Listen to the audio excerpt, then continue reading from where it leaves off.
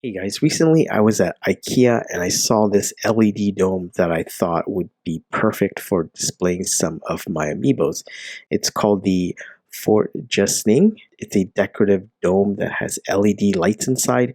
I figure if I gutted it out by removing the lights, it could fit a decent sized amiibo. Considering it's only $8, I didn't have much to lose. I also have another video that shows you how to use a softball holder for amiibos. So check it out if you haven't seen it yet. So when I got the LED dome home, I took it apart by removing the 4 screws.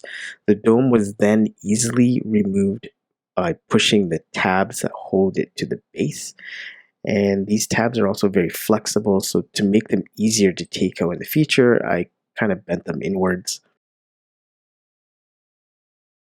So the base itself is about 4 inches in diameter, so it just fits the Charizard amiibo that I have right now. And the Charizard amiibo is pretty wide because of its 4-inch wingspan. It has a height of about 3.5 inches. I was able to close the dome on him with a couple of millimeters on either side. The height of the dome is also 7 inches, so it should accommodate taller amiibos like Sheik, Samus, or Link.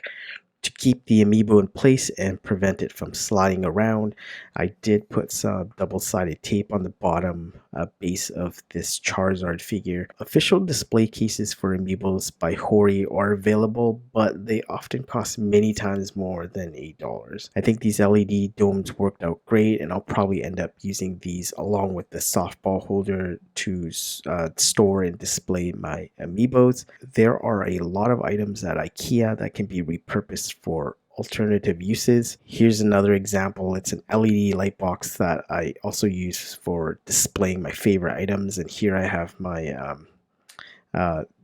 base set Charizard from 1999. Anyways, that's it for this video. Comment, like, share, or subscribe. Stay safe, and I'll see you in the next video.